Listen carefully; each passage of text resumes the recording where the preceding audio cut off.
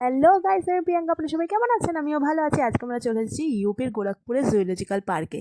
জুটা অনেকটা বড়, কিন্তু নামেই বড় না। এখানে বেশি কোনো পশু পাখি আছে, আর না এটাকে ভালো করে ডেকোরেটেড করা হয়েছে। এত রোদ! যাই হোক, এখন যখন ঢুকেই পড়েছি তো ঘুরতে তো হবেই। তো কিছু কিছু পশু পাখি যাও ছিল সেটাও চোখে দেখা যাচ্ছে না।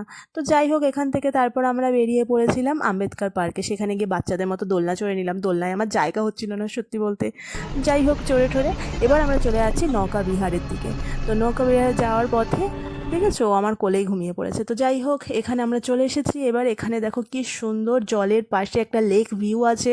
আর এখানে আছে একটা বড় বোট, যেখানে সুন্দর একটু ইভেন্ট অর্গানাইজ হচ্ছিল, খুব সুন্দর করে ডেকোরেশন করা হয়েছে। তো আমরা এইসব দেখে টেকে চলে আসলাম বোট চড়ার জন্য। বরকে অনেক বায়না করাতে অবশ্যই রাজি করিয়ে ফেললাম বোট চড়ার জন্য। তো যাই হোক, এবার বোটে উঠে পড়েছি। উঠে এবার বোট চড়াটাকে ভালোভাবে এনজয় করছি। তো আমি বললাম, দেখো দেখো দেখো, একটু ফটো তুলে নিই। তো ফটো ভিডিও তুলে নিয়ে আবারও আমি ভালো করে মজা নিচ্ছিলাম। তো যাই হোক, বোটে উঠলে না আমার অনেক কিছু ভুলভাল মাথায় আসে। যেহেতু সাঁতার জানি না, তো মাথায় তো আসবেই। যাই হোক, দেখো জলটা কি সুন্দর গ্রিন গ্রিন না? খুব ভালো লাগছে, তাই না? তো যাই হোক, এইসব বোট টোট চড়ে আমরা চলে এসেছিলাম সিটি মলে। সিটি মলে এসে একটু খাওয়া দাওয়া করে নিয়ে এবার ফিশ স্পা করানোর জন্য বসে পড়েছি। আমার বরের অবস্থা তো খুবই খারাপ, আমি তো বেশ মজাই নিচ্ছিলাম।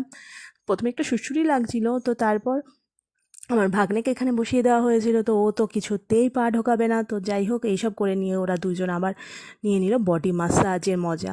তো এইসব নিয়ে ঠিয়ে খুব মজায় কাটালাম দিনটা। তারপর কফি আর স্ন্যাক্স খেয়ে আমরা বাড়ি চলে আসলাম। টাটা।